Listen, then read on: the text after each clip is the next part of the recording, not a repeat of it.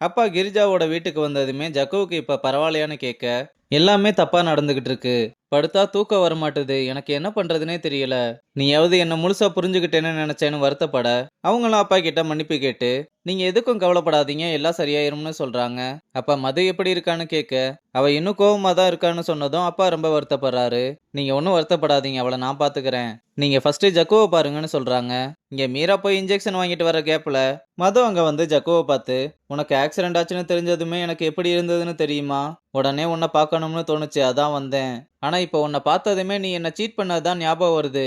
இப்பவாச்சும் ஒருத்தரை சீட் பண்ணிட்டு நம்ம சந்தோஷமா இருந்துட முடியாதுன்னு புரிஞ்சுக்கோ. என் கூட நல்லா பழகிட்டு கடைசியில ஃப்ரெண்டுன்னு சொல்லி கலட்டி விட்டேல, என்ன சீட் பண்ணதுனால தான் உனக்கு இப்படி ஆயிருக்கு.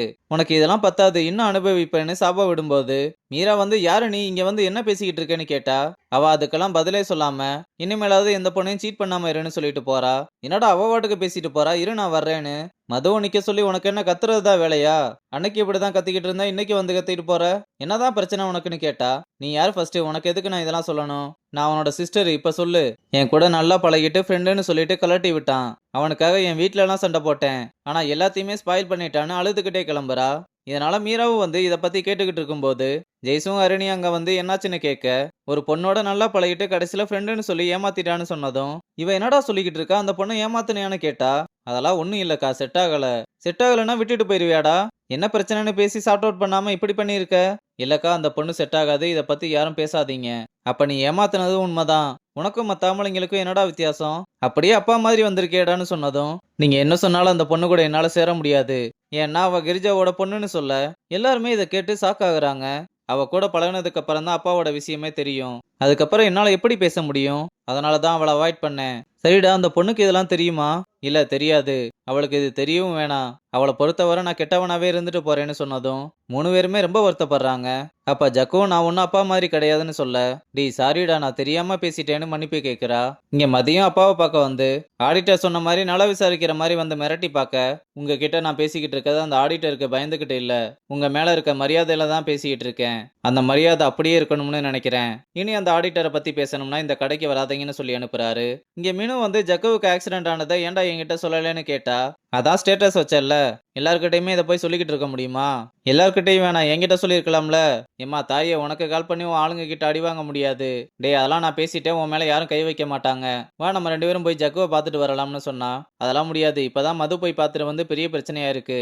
நீ கொஞ்சம் வெயிட் பண்ணு, 2-3 நாள் கழிச்சு நானே கூட்டிட்டு போறேன்னு சொல்றான். இங்க ஜக்குவை டிஸ்சார்ஜ் பண்ணி வீட்டுக்கு கூட்டிட்டு வந்துட்டாங்க. அம்மாவும் வந்ததுமே அவனுக்கு திருஷ்டி சுத்தி போடுறாங்க. ஜெய்சும் ஜூஸ் போட்டு வந்து கொடுக்க, இல்லக்கா எனக்கு வேணாம்னு சொன்னா, அம்மா வந்து உடம்பு சரியாகிற வரை இதெல்லாம் குடிச்சுதான் ஆகணும்னு சொல்றாங்க. அவனும் அம்மா சொன்னதுக்கு அப்புறம் தான் குடிக்கவே ஆரம்பிக்கிறான். அப்ப ஜக்குவுக்கு யாரோ கால் பண்ண, வேகமா மொபைல் எடுத்து ஸ்பீக்கர் போட்டதும் லைன்ல ஒரு பொண்ணு எனக்கு பர்த்டே வர்றதுனால டிஜே பண்ணணும்னு சொல்ல, இப்போதைக்கு அவரால் டிஜே மட்டும் இல்ல, வேற எதுவுமே பண்ண முடியாதுங்க. ஏங்க என்னாச்சுன்னு கேட்டா, அவரு ரொம்ப பிஸியா இருக்காரு, நீங்க வேணும்னா அடுத்த மாசம் உங்களோட பிறந்த நாளை மாத்தி வச்சுக்க முடியுமான்னு கலாய்க்க, அவ காலை கட் பண்ணிட்டே ஓடிட்டா. அப்பாவும் டாக்டர் ரொம்ப நேரம் உட்காரக்கூடாதுன்னு சொல்லியிருக்காருல, நீ போய் ரெஸ்ட் எடுன்னு அனுப்பி விடுறாரு. அவன் போனதுமே நம்ம ஜக்கு எப்படி ஆயிட்டான் பாருங்கன்னு அம்மா அழுக ஆரம்பிச்சதும், அவனுக்கு அதெல்லாம் ஒன்றும் இல்லம்மான்னு அப்பாவும் ஜெய்சுவும் ஆறுதல் சொல்றாங்க. அப்புறம் நைட்டு ஒரு மீட்டிங்கை போட்டு எல்லாத்துக்குமே அப்பா தான் காரணம். அப்பாவோட விஷயம் அம்மாவை மட்டும்தான் பாதிச்சிருக்கும்னு நினைச்சேன்.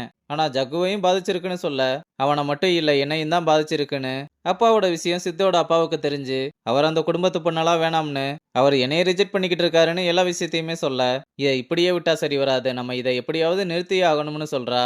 சரி, உங்ககிட்ட ஏதாவது பிளான் இருக்கான்னு கேட்டா, சொல்ல போனா என்கிட்ட ஒரு பிளான் இருக்கு. கிரிஜாவோட ஹஸ்பண்ட் மட்டும் வெளியே வந்துட்டா அதுக்கப்புறம் அப்பாவால அந்த வீட்டுக்கு போக முடியாதுலன்னு சொல்றா. இங்க ஜெயில எல்லாருமே பாட்டு பாடி என்ஜாய் பண்ணிக்கிட்டு இருக்க. அப்ப ஒரு போலீஸ் வந்து மோகனை கூப்பிட்டு, உன்னை பார்க்க ஒரு பொண்ணு வந்திருக்காங்கன்னு சொன்னதும் அவரும் மது தான் வந்திருக்கான்னு நினைச்சு வேகமா வந்து பார்த்தா, அங்க ஜெய்சு வந்து நிக்கிறதோட இந்த எபிசோட முடிச்சிருக்காங்க.